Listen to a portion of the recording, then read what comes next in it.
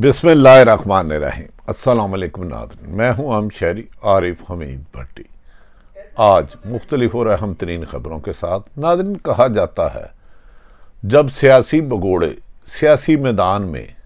اپنے مخالف جماعت کا مقابلہ نہ کر سکے تو پھر وہ مختلف ہیلے بہانے اور سازشوں سے الیکشن سے راہ فرار کرتے ہیں۔ پہلی دفعہ دیکھا ہے کہ 13 جماعتیں ملی، پی ڈی ایم بنی، جس میں یہ 13 جماعتوں وہ جماعتیں ہیں جن کا کم و بیشتر 40 سال سے ماضی میں مختلف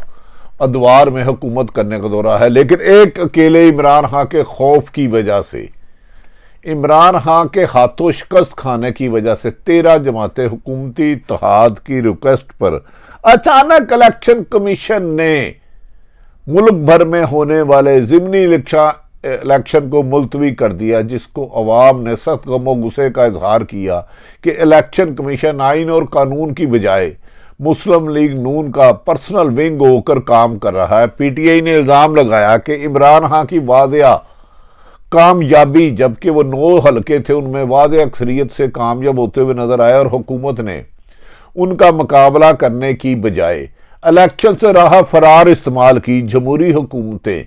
سیاسی جماعتیں ہمیشہ الیکشن کو ترجیح دیتی ہیں، لیکن یہ واحد پیپلز پارٹی اور اب مسلم لیگ نون اور مولانا فضل الرحمان کا 12 جماعتوں کا اتحاد ہے کہ جو ایک جماعت تحریک انصاف کا مقابلہ کرنے کی بجائے چور دروازے سے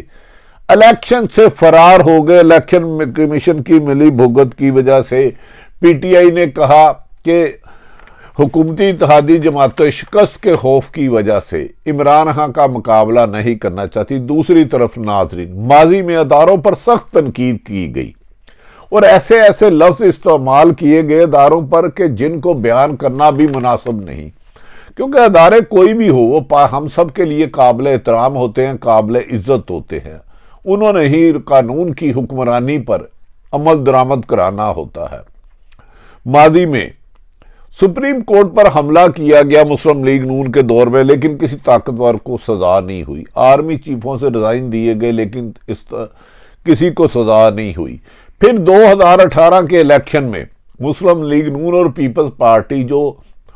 85 سے مختلف باریاں لگا رہی تھی، کبھی پیپلز پارٹی، کبھی نون لیگ، کبھی نون لیگ، کبھی پیپلز پارٹی، کبھی نون لیگ،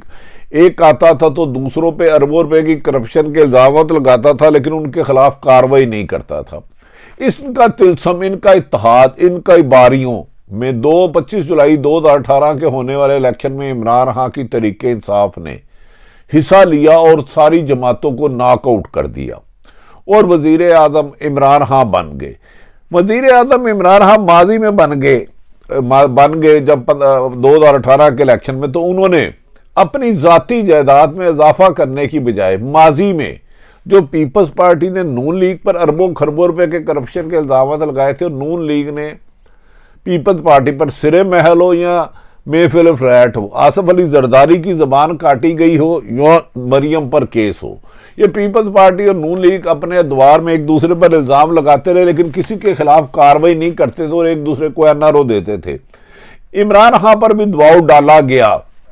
کہ آپ چپ کر کے 2018 میں آ گیا 5 سال حکومت پوری کریں، لیکن اس ملک میں کرپٹ مافیا پر ہاتھ نہ ڈالیں، لیکن انہوں نے کسی سیاسی جماعت کو این آر او دینے سے انکار کر دیا۔ پیپلز پارٹی کی قیادت محترم آصف علی زرداری صاحب، ان کی بہن فریال تارپور، خورشید شاہ اور دیگر کئی لیڈرشپ، اور نواز شریف صاحب،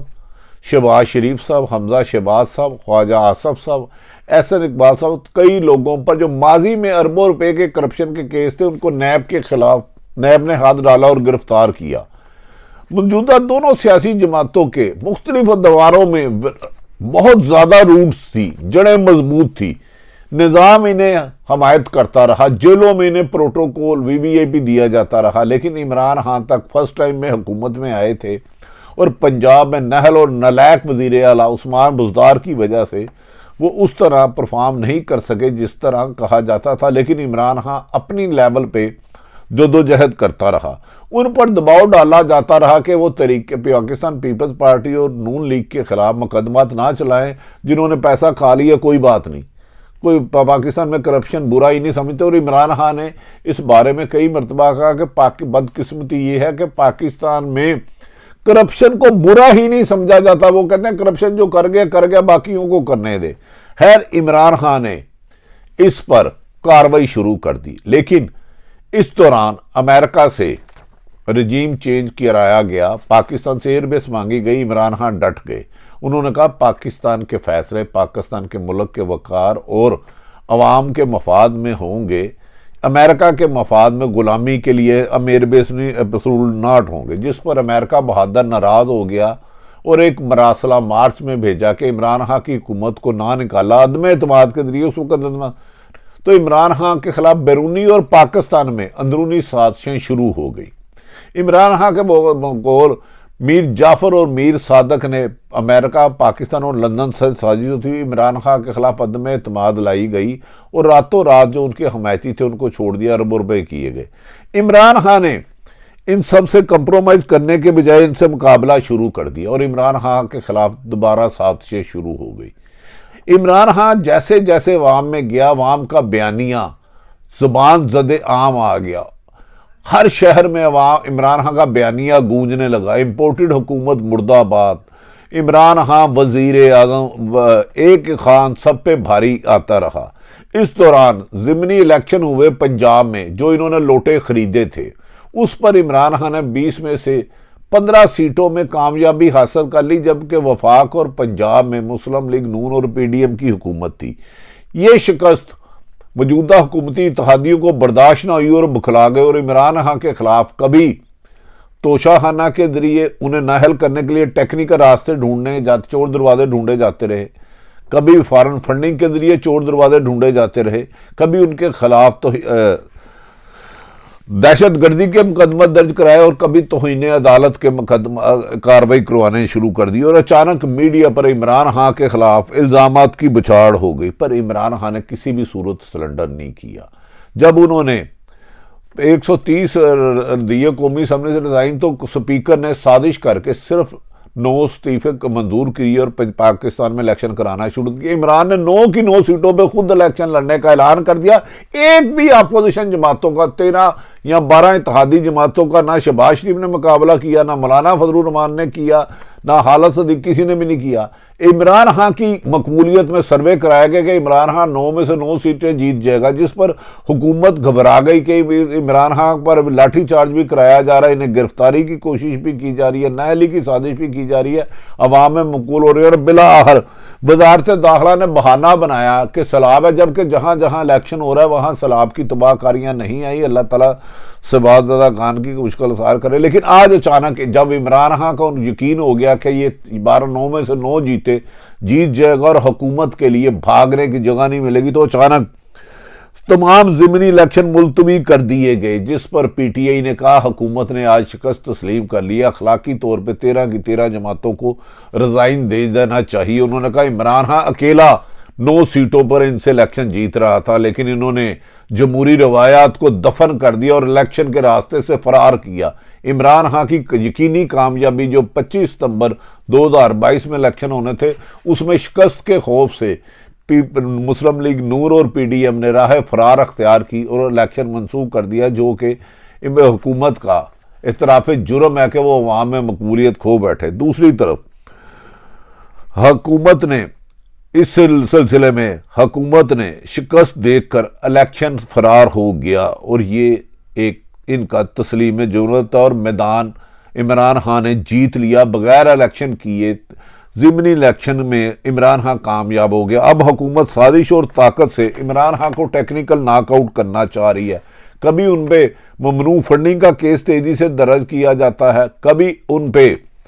الیکشن کمیشن کا روپ ڈالا جاتا ہے FIA، کبھی دہشت گردی کے مقدمات. غرض یہ کہ عمران خان کو قتل کرنے کی بھی دھمکیاں دی جاتی رہی اور پی ٹی آئی اس مقابلے میں سیسا پلائی ہوئی دیوار ہوئی اور پیپلز پاکستان تحریک انصاف کا ایک کارکن بھی حکومتی انتقامی کارروائیوں کی وجہ سے نہیں گرا.